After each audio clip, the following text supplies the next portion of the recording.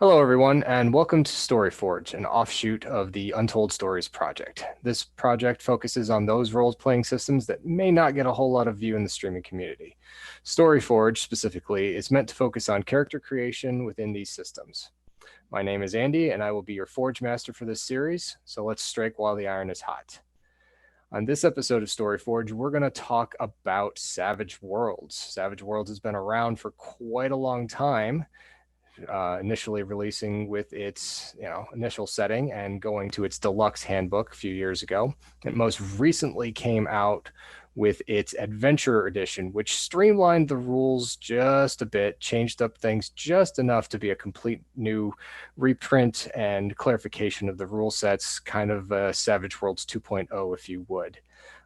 If you are not new to the Untold Stories project, you know that we ran Savage Worlds East Texas University at the end of our 2020 streaming season.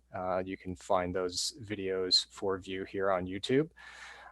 But today we're going to talk character creation in the Adventurers Edition version of Savage Worlds. If you do have an existing Savage Worlds Deluxe Edition character, Savage Worlds does have a conversion suite, conversion document as it is, to actually convert your deluxe edition hero to an adventurer's edition hero. But we're going to talk as if we were making a brand new character within the adventurer's edition. So Savage Worlds sets itself apart by, instead of giving you a number for an attribute or a skill, you actually are getting a die type. This die type goes from D4, which is your starting die, all the way up to a D12, which is your max. Anything that you would try to upgrade from a D12, you get a D12 plus X, X being the number of advances that you're going to spend in it. So you can get D12 plus 1, D12 plus 2, etc. So you start off with your 5 basic attributes. In this case, it's agility, smarts, spirit, strength, and vigor. All of those will start at a D4, and you will get 5 points at character creation to upgrade those die types by 1 for each point you spend. So you can take and make all of them a D6. You can make 1 a D8, 3 a D6, and 1 a D4, or however it strikes your fancy, depending on how you're actually envisioning your character in Savage Worlds and what type of game you're playing in Savage Worlds. One thing to note with that is if you are not playing a standard human, some of that stuff will get upgraded by the races that Savage Worlds has built in to their setting, or if your GM has taken advantage of the race creation tools that are part of the Adventurers Edition, that would also augment your attributes. Your attributes cannot go above a D12 at start. And one thing to note about your attributes is that they do have an effect on your skills. So we'll talk about skills next. Skills are going to start with 12 points to spend. You are going to get 5 skills as your core skills for free right off the bat. Don't have to spend any points in them. Those ones are athletics, common knowledge, notice, persuasion, and stealth. So all of those can start at a D4. The remaining 12 points can be used to upgrade your attribute. They can be used to upgrade your skills by 1 per die type that you go to. But remember when I said that they were linked to your attributes?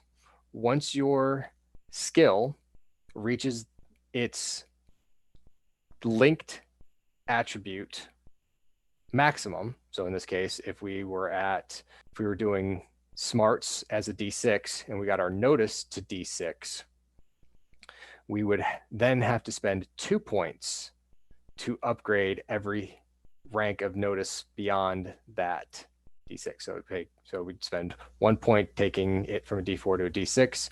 Then it would be 2 points to take it from a D6 to a D8 because we're now going beyond the limit of our attribute. Skills, again, cannot go above a D12 at character creation unless you're playing a specific race that gets a starter skill at a D6. Then you can go to a D12 plus 1. So you can take it all the way up to what would normally be the spend for a D12 and take it one further. The next part of character creation in Savage Worlds Adventurers Edition is your edges, or in this case, or vice versa, your hindrances. Hindrances are flaws in your character that you can take. There's a multitude of them in the main core book. You can take up to 4 points worth of hindrances, because a hindrance gives you a multitude of things that you can do. For 2 points from hindrances, you can raise an attribute die 1 point. So you can take that D6 that you put in smarts at the beginning and take it to a D8. Or you can use it to gain an edge. An edge is kind of like a feat from D&D or Pathfinder, if you're familiar with those. But we'll talk about that just a little bit later. And a hindrance point can also be used to gain yourself a skill point at character creation, so you can upgrade a skill, or you can double your starting cash. Most starting characters in Savage Worlds start with $500 to spend on gear and equipment. If you spend one of your hindrance points to double it, you'll start with 1,000.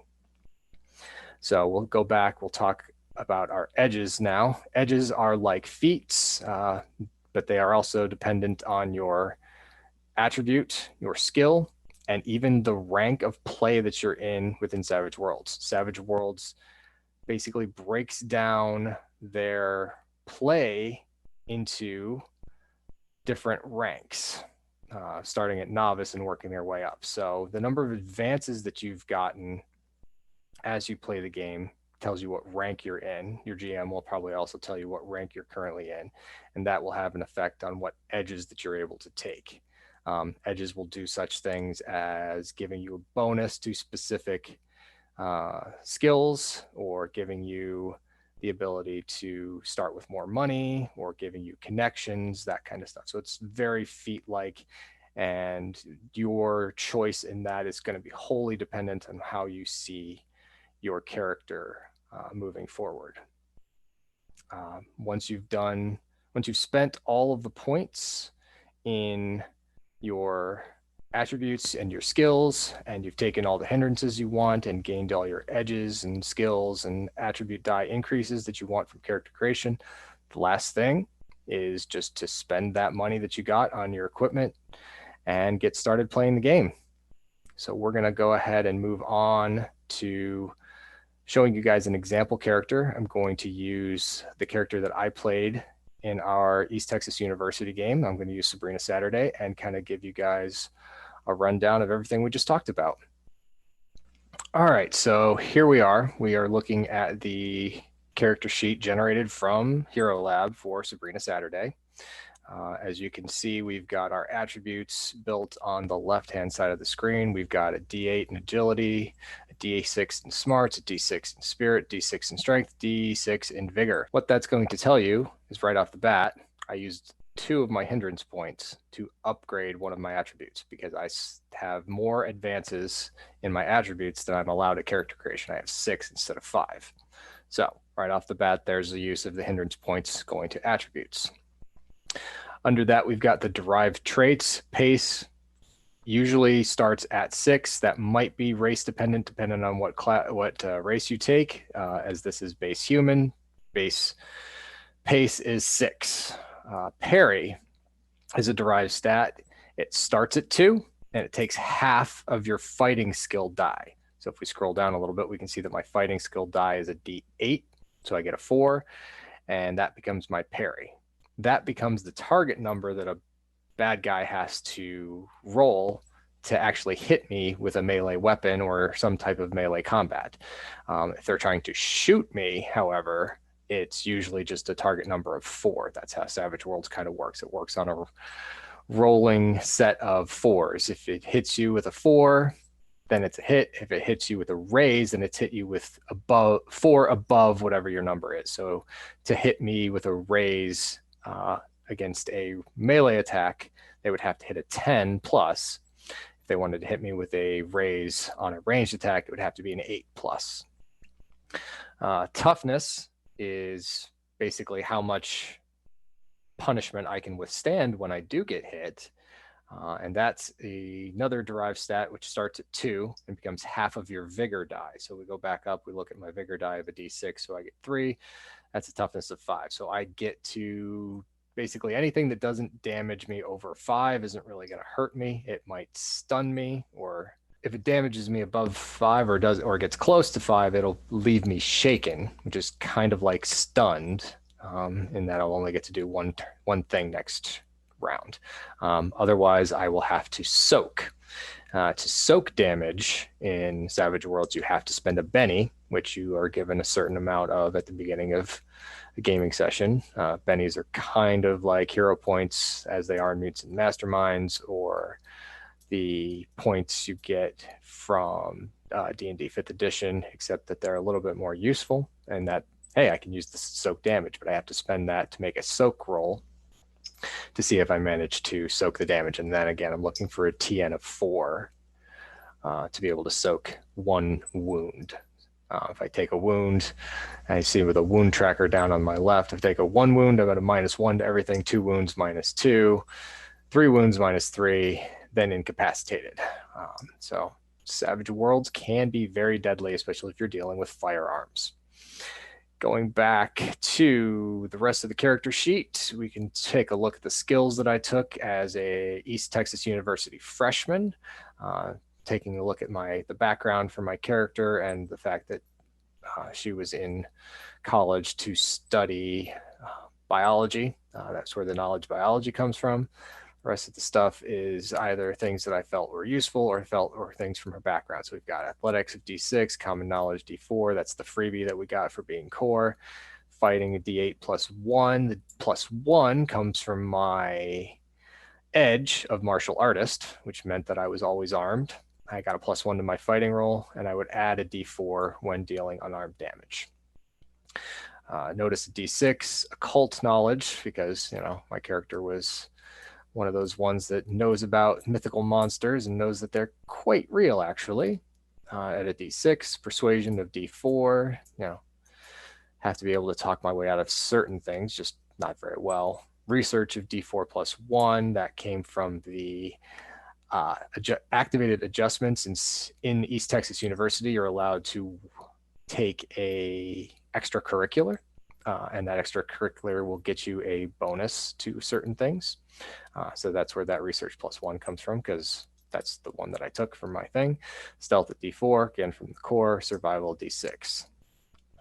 You'll see under the racial properties, because I'm human, you get adaptable. That's the free novice edge. So that's where brave came from. And then one of my other edges came from the spending of my last 2 hindrance points.